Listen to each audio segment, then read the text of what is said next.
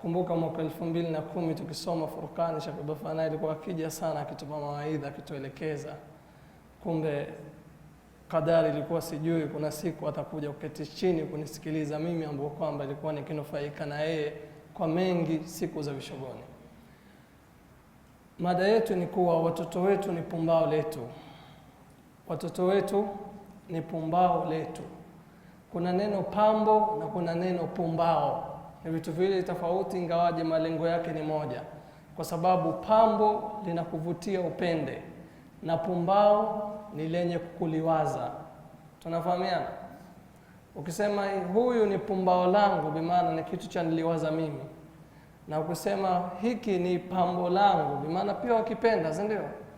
Kwa hivyo watoto wetu ni pumbao letu. Kila aliyokuwa na mtoto, shekhe, hakuna ambaye kwamba mtoto wake alikuwa mdogo akamchukia, isipokuwa mzazi atakayemchukia mtoto wake ni kwa yale matendo mtoto akiwa mkubwa atakaomfanyia mzazi wake. Na walilahi alhamdu, sasa tuko wakati ambao kwamba kila mmoja akwambia dunia imeharibika. Kwani dunia ya sasa 2020 kuharibika ni tofauti na dunia ile ya maswahaba? Ama dunia ni ile ile? Ama sisi tuko ardhi ya 6, wao walikuwa ardhi ya 7? Si ardhi waliokuwa wanaishi wao ndio tunaishi sisi?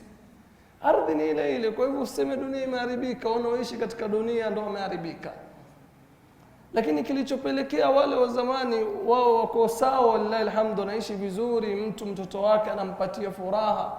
Mzazi alikuwa akitembea yuinusha uso wake popote anapopita, kila mmoja yomtaja, yule ndo babake fulani yule.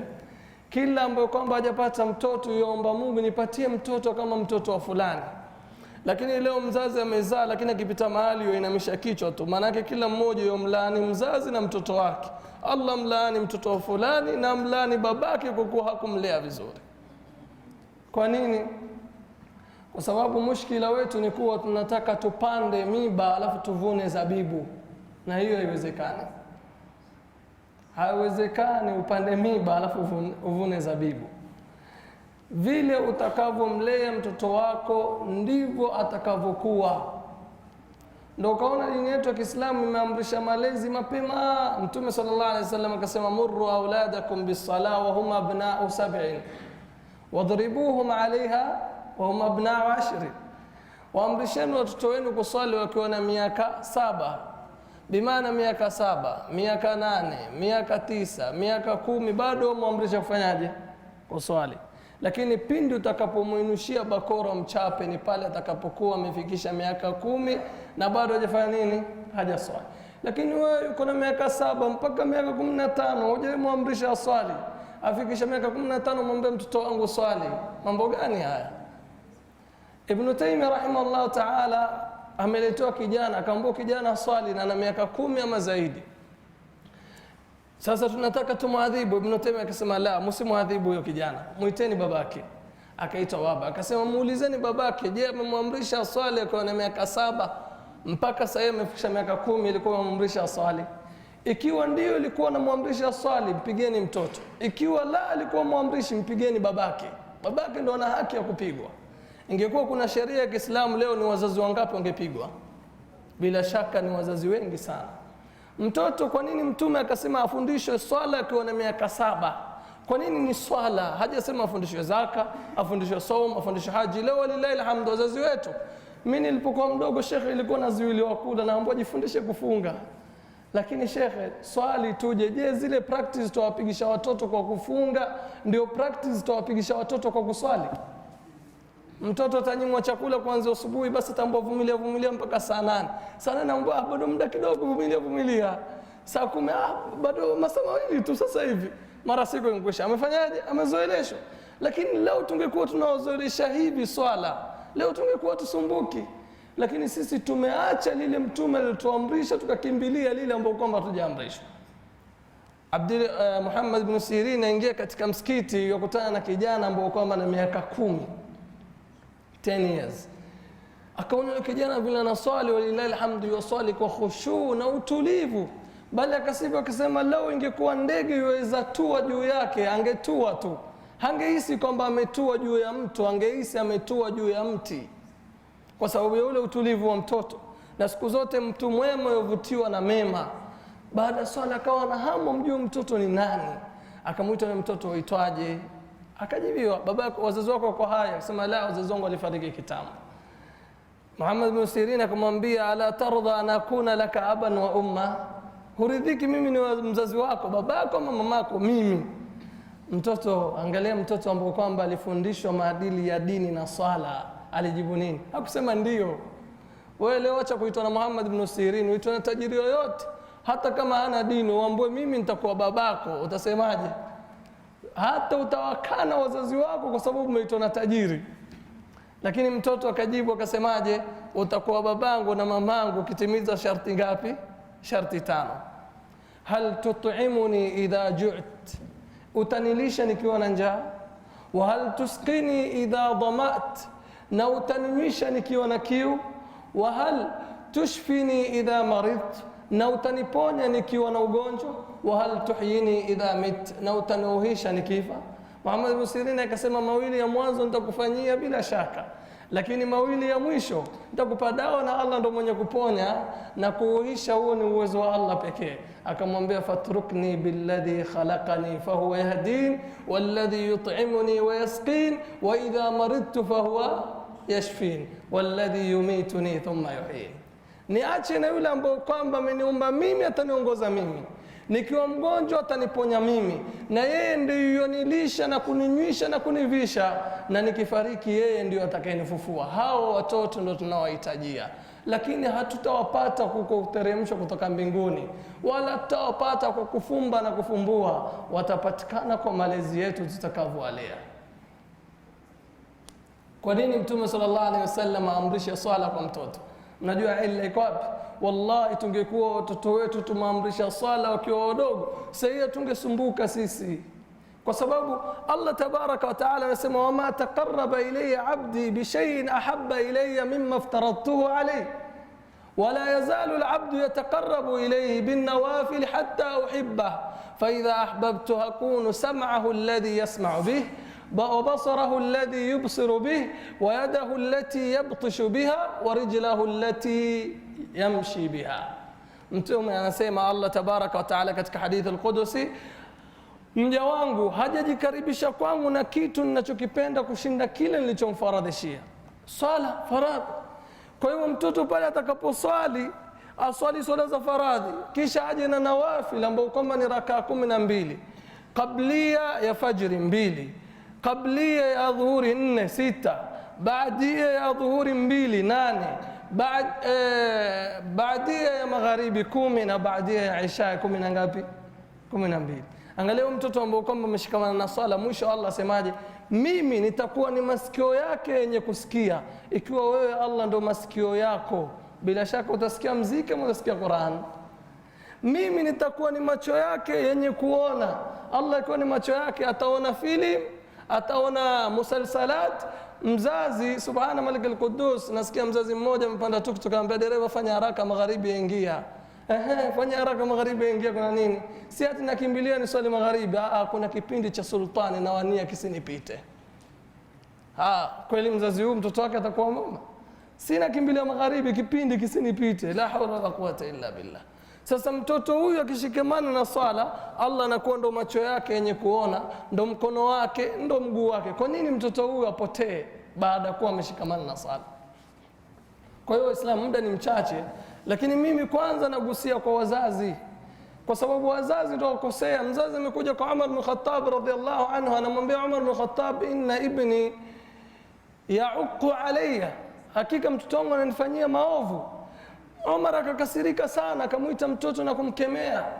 Mtoto akamwambia, alaysa li haqqun ala abi, je, mimi sina haki kwa babangu? Umar akamwambia, naam, uko na haki kwa babako. Akamwambia, fama hiya huquqi inda, ni zipi haki zangu kwake? Umar akamwambia, ni haki 3.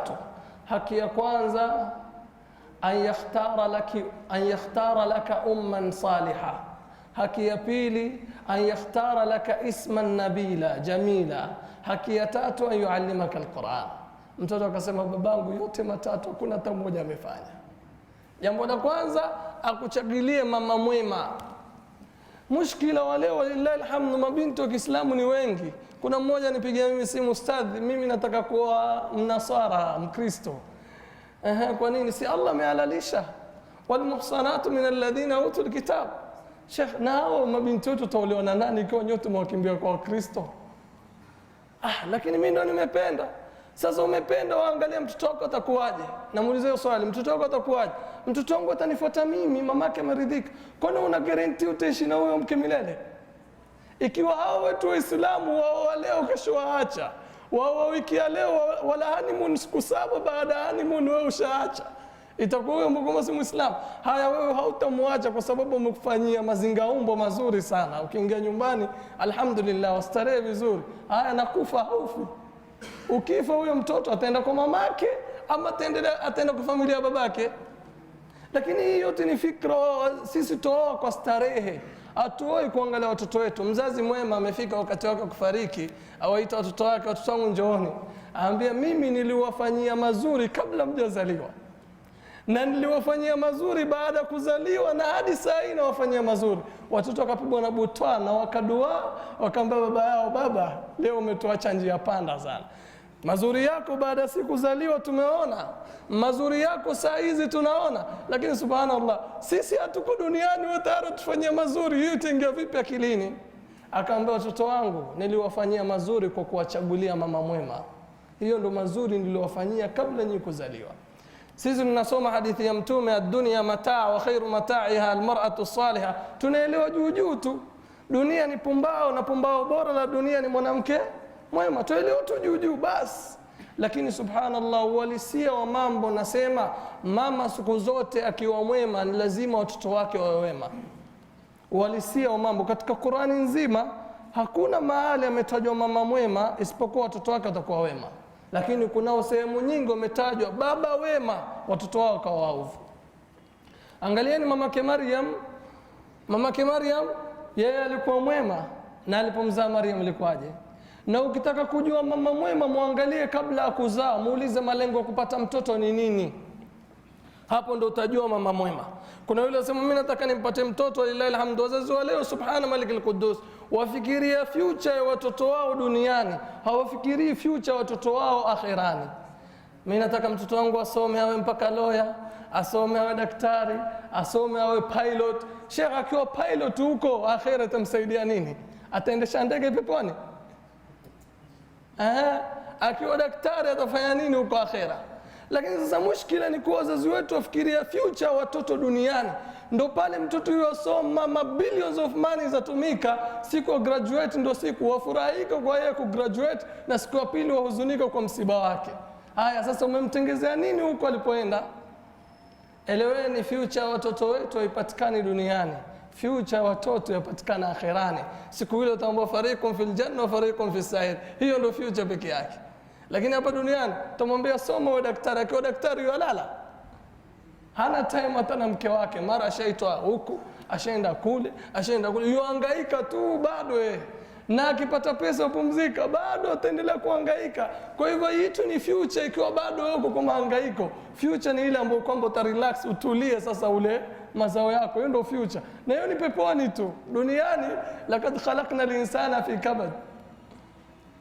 Kwa hiyo ni lazima mama awe mwema. Angalia Mtume anasema faghfar bidhati ad-din taribat yadak, mchague mwenye dini. Lakini leo subhanallah, wacha kuchaguliwa mwenye dini, hata kumpata huo mke tunampata kimapiku. Ndio ukaona mujtama umeharibika, generation jili imekuwa ni mbaya, kwa sababu hata kule kuoa ambao kwamba ni ibada imechukuliwa ni ada na starehe.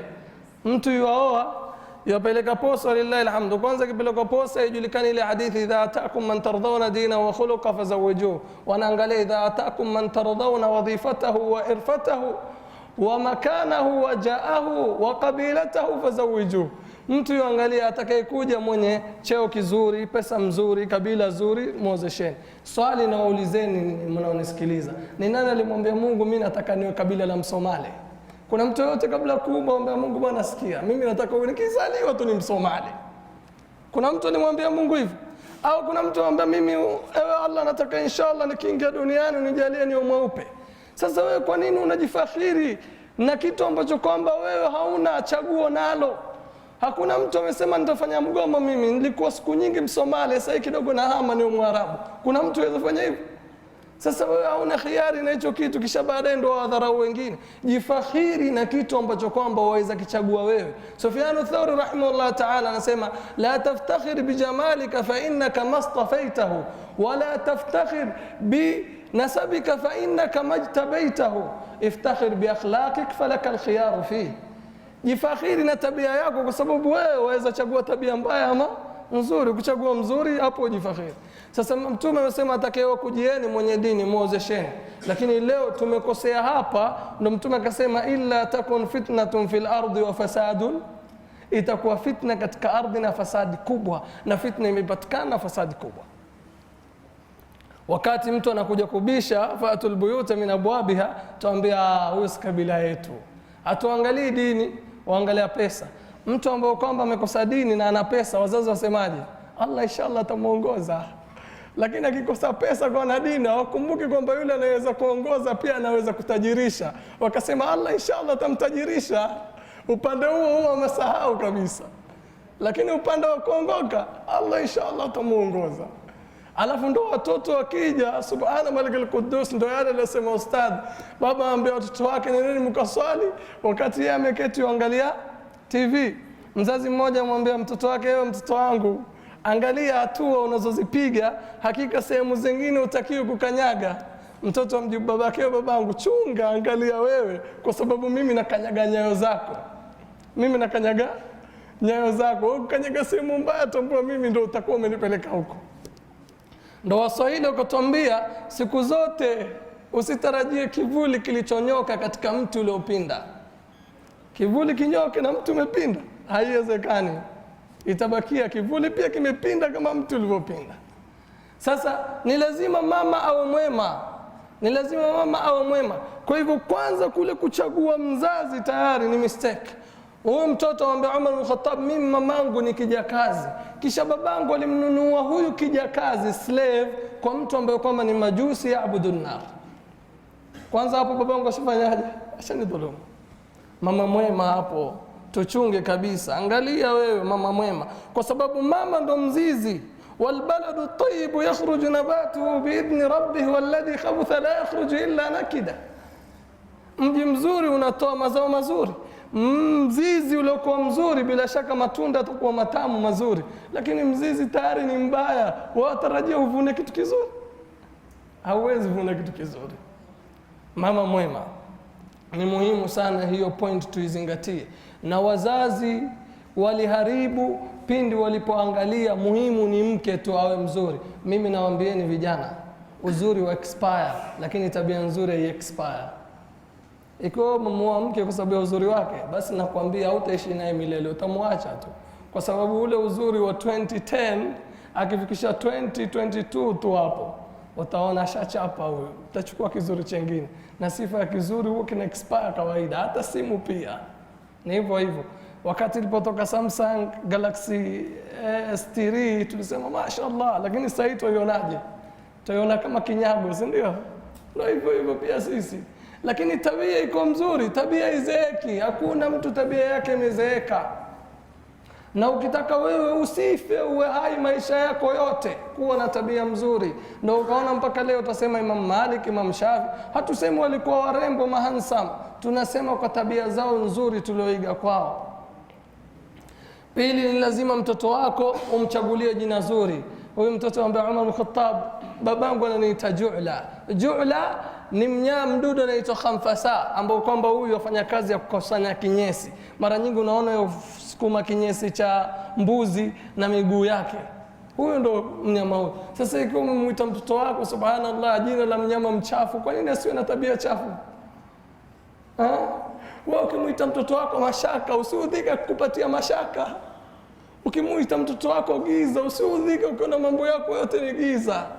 Ukimuita mtoto wako Maradhi, usikereke ukimuona kila wakati uko na maradhi.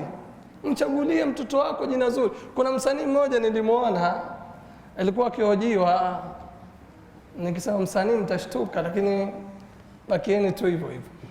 Anahojiwa, mbona mtoto wako umemuita boss? Yeye amemuita mtoto wake nani? boss. Asema nimemwita boss kwa sababu nyingi sana. Yaani yeye ana majina mazuri, lakini anasema kwanza nimemwita boss kwa sababu hata akija kuritadi hata ambua badilisha jina. Jina litabakia lile lile boss. Kwa sababu jina hili lihusiani na dini. Pili, nimemwita boss kwa sababu maasidi watachukia kumuita. Hakuna asidi atamuita kwa sababu ukimuita boss, wasikia dhiki umempatia nini? Cheo. Tatu, nimemwita boss kwa sababu mimi babake nitabakia boss milele. Kila kitu yeye boss. Alafu babake nikitajwa utajulikana boss ni nani? Baba. Nne, nimemwita boss kama hata kuwa tajiri mwanabiashara basi atakuwa boss wa kampuni. Kwa hiyo sababu hiyo ndio nimemwita boss. Lakini sisi hatufikiria hayo. Sisi tufikiria kupachika tu jina lolote lilokuja.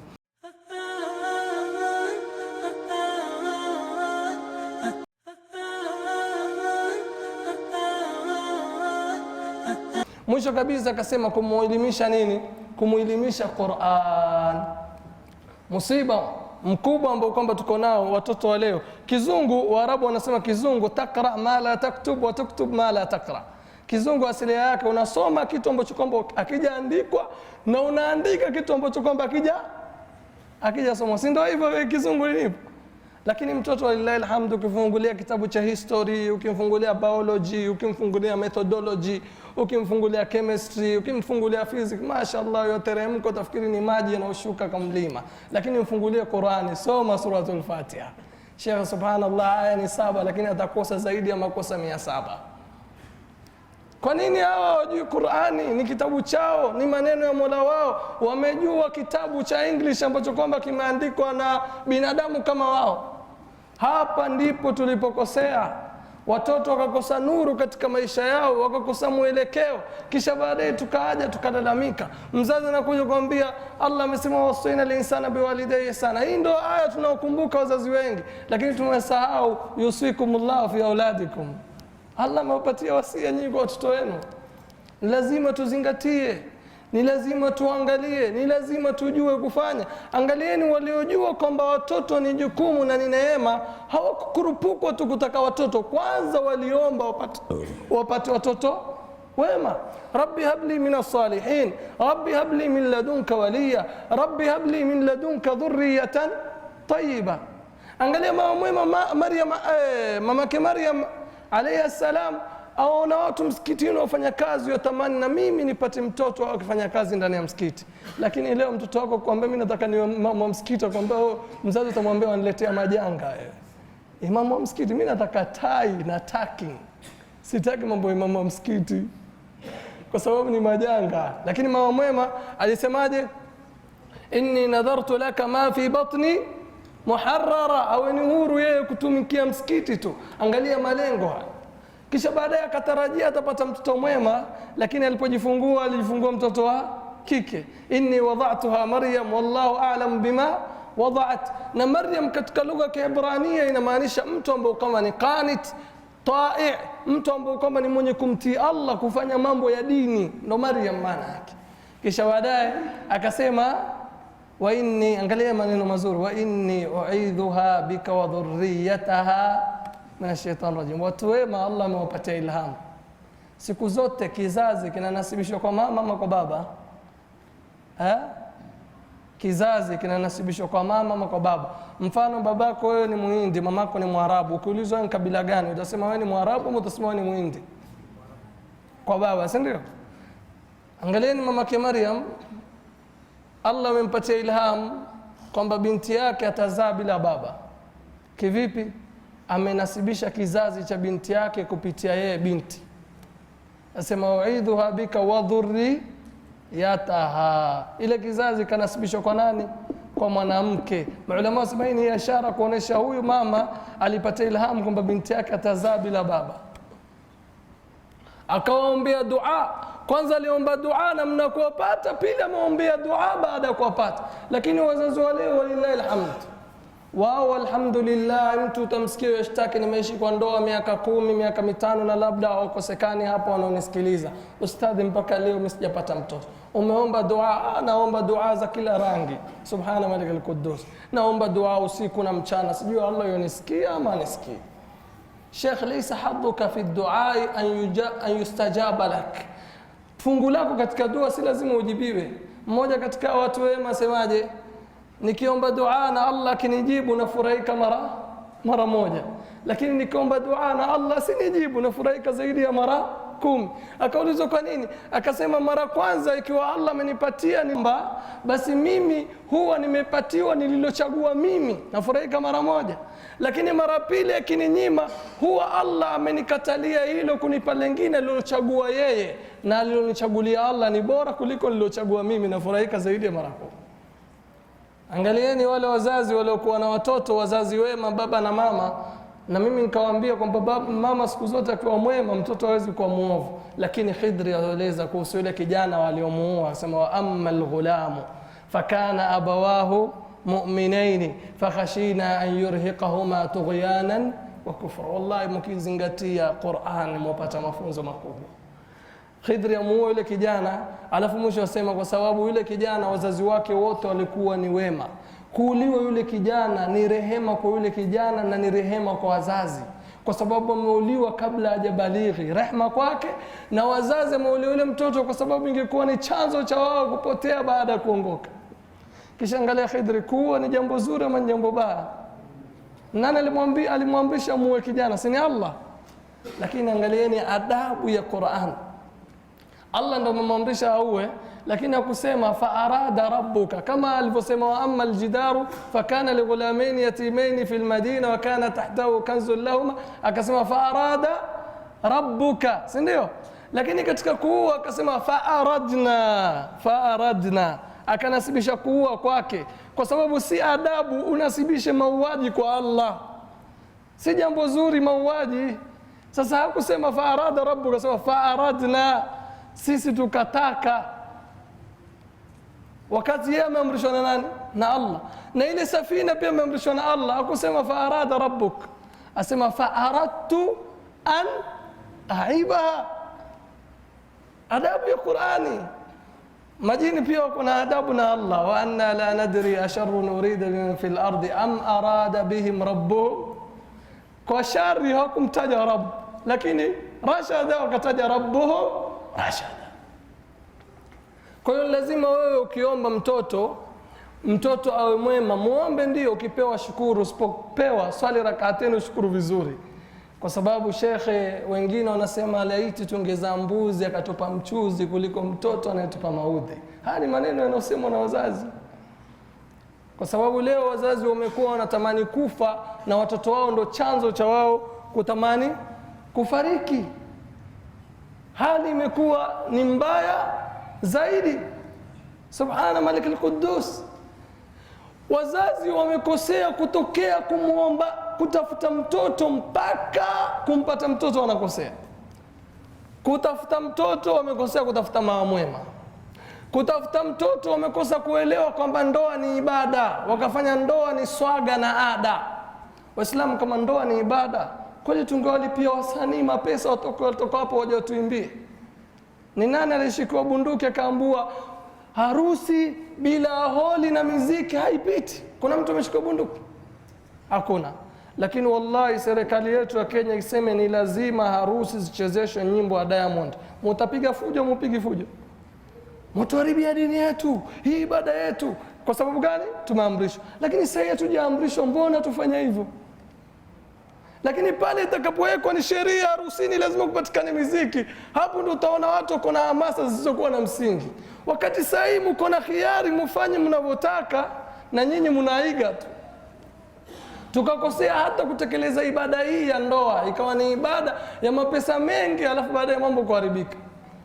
Wengine tunasikia kule upande wetu binti ameolewa, Aisha ametalikiwa fajiri. Aisha ameolewa fajiri ametalikiwa. Kisa ni nini? Kisa tumeshindwa kufuata maadili mazuri. Aisaruunna mauna abrakuhunna. Kuna mzazi mmoja alinifurahisha sana, na bwana kijana wangu usijipe stress kabisa, njoo mimi nitakuwa mkwe wako. Kama mashallah hiyo ni bahati yangu. Neema. Anaambia mimi sitaki fanicha, sitaki pesa, ninachotaka ni vitu vingapi? Vile tu. Kama anaeleza, mimi nataka ufunguo wa gari na ufunguo wa nyumba. Subhanallah, tafirru min al-matar fataqa'u tahta al-mizab fakaifa taslam min al-balal. Wakimbia mvua usitote, alafu baadaye uendaye kwa chini ya mfereji, kweli utakuwa umesalimika kutota Alafu anaambia ustadhi, nyinyi mkazana mahari yawe madogo madogo. Hebu soma kisa cha Musa. Musa mwambiaje? Inni uridu an unkihaka ihda ibnatayya hataini ala an ta'jurani. Miaka mingapi? Hebu piga kila mwezi walipo 3,000 kwa muda wa miaka 8, ni pesa ngapi hizo? Pesa nyingi, mahari mengi kwa Musa, wewe ataka rais. Sisi hatukuamrishwa tumfuate Musa, sisi tumeamrishwa tumfuate Mtume Muhammad sallallahu alaihi wasallam. Kwa hiyo pili wakakosea, kwanza wamekosea kuchagua mke, pili wamekosea kuoa, tatu wamekosea kutafuta mtoto. Wakawa watafuta mtoto, watu tu wanastarehe tu kama wanyama wanavyostarehe. Wamesahau dua, bismillah allahumma jannibna shaytana wa jannibi shaytana mimma razaqtana. Hii dua imesaulika. Ikifika nyanja zile, wallahi alhamdu, network zote zapotea, network zimeelekea sehemu moja tu. Walillahi alhamdu, hapo tukafeli. Haya, tumerusha, tumepiga penalty zote, lakini tutoa out tukigonga bimu tu, hatugusi neti. Tunaelewana natumai?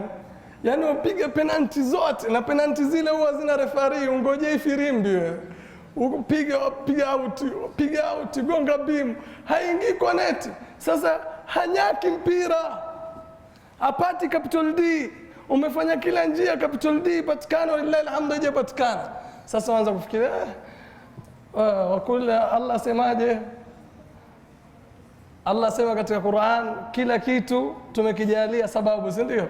Faatba'a sababa, sema acha na mimi nijaribu, niende kwa babu fulani. Mungu mwenyewe yajua nimemuomba sana, sikufaulu, sasa na hii pia ni njia, acha nitafute. Waenda kwa babu, tena ukiangalia mtu ana akili, uenda kwa babu ambaye mimi nataka mtoto. Wataka mtoto wewe. Kwanza muulize, je, yuko na watoto wangapi mpaka akupatie wewe watoto? Wenye ambao kama ngosa akili ni mtu atoka na gari lake hiyo, yuenda zake ushago kule, yuenda kwa mganga ama mchawi ambaye mimi nataka utajiri. Huyu hata wilbaro hana. Wewe uko na probox yako, mwambie nataka utajiri. Kwanza mwache apate wilbaro au apate mkokoteni au apate baskeli ndio kupewa utajiri. Sasa hapo njia zinatumika sahihi, inachukuliwa dawa, weka chini ya godoro, mtie mke wako sehemu fulani, fanya hivi, tumia, jipake nini. Subhanallah.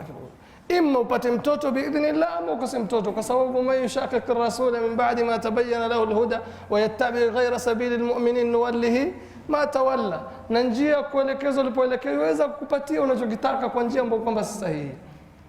Sasa ukipata mtoto kwa njia hii, alafu watarajia mtoto kweli awe ni pumbao kwako, si Allah tamjalia awe ni adhabu kwako. Kuna wale ambao kwamba alhamdulillah wao wameomba sana, kama Allah alivyoeleza katika Qur'an, wameomba sana, maombi yakakubaliwa. Falamma taghasha hamalat hamlan khafifan famarrat bih falamma athqalat da'wa Allah rabbahuma la in ataytana salihan lanakunanna min ash-shakirin. Hapo falamma atahuma salihan ja'ala lahu shuraka fima atahuma fata'ala Allahu amma yushrikun. Waomba upate mtoto, walillahi alhamdu, ukapiga penalty mzuri, ukagonga neti vizuri, ujauzito ulipokuwa mwepesi mdogo kidogo, waomba Mungu Allah jalia khairi. Haya, ujauzito ushakuwa mzito sasa, hamalat hamlan khafifan famarrat bi falamma athqalat, hapo omba dua, Mola wangu niletee mtoto mwema, mimi naomba mtoto. Haya, Allah amekupatia mtoto mwema, si ushukuru sasa? Watu wakosa akili. Mtume ametuambia majini wanatembea katika mishipa ya damu, si ndio? Mzazi atabeba ujauzito kwa muda miezi 9, wala utasikia amemeza irizi, mtoto tumboni ahifadhike na majini. Lakini tu mtoto akizaliwa tu washangaa mkononi amefungwa kitu, kiunoni amefungwa kitu. Sheikh, umefunga nini? Allah muhifadhi na majini na mahasad. Kwani huyo Allah alimuhifadhi tumboni huko alipofinyika, ameshindwa kumuhifadhi ardhini? Fallahu khairun hafidhan wa huwa arhamur rahimin. Sasa ndio mushkila tuko nao. Angalieni msiba huu amepatiwa manabii Ibrahim alayhi salam. Angalia Ibrahim alayhi salam amepatiwa msiba, hajapata mtoto, mtihani mkubwa, omba mtoto, omba mtoto, omba mtoto. Shekhe, mke na mume wakioana, huwa ni nani anakuwa ni mdogo wa mwingine? Ni mke ama ni mume? Ni mke, si ndio? Sasa ikiwa mke ameshazeeka, mume yuko wapi? Si ndio amezeeka maradufu? Akipatiwa bishara atapata mtoto Ibrahim, mke wake asema alidu wa ana ajuz, mimi ni kinyanya kizee. Na tunaelewa mwanamke akifikisha miaka 40 50 huwa walillahi alhamdu shakispa, hawezi tena kutoa kopi. Sisi wanaume tumepatiwa neema, hata tukifikisha miaka 100 alhamdulillah kopi twazipata, walillahi alhamdu wal minna, tumshukuru Allah kwa hiyo neema. Sasa huyu amezeeka, lakini hapo hapo Allah anampatia bishara atapata mtoto. Inamaanisha usikate tamaa. Walladhi yunazzilu alghaitha min ba'di ma qanatu, yeye anateremsha mvua baada ya watu kukata tamaa. Utaki ukate tamaa, na pale unapofikia ukate tamaa, jipe mahopes, ndo inakuja unachokiomba. Jipe mahopes, ndo inakuja unachokiomba. Walillahi alhamdu, akaruzukiwa mtoto na yeye mke amezeeka na mume afanyaje? Zakaria hivyo hivyo, fattakhadha makanan khali wanada bisautin khafi yunaji rabbahu alali rabbi habli min ladunka wali. Kwa hivyo hii ni mwanzo, inawahusu wazazi. Kwanza chagua mtoto mke mwema. Pili, hakikisha harusi itakuwa vizuri. Tatu, elewa wakati unapopiga penalti kuna dua unazitakiwa uziombe.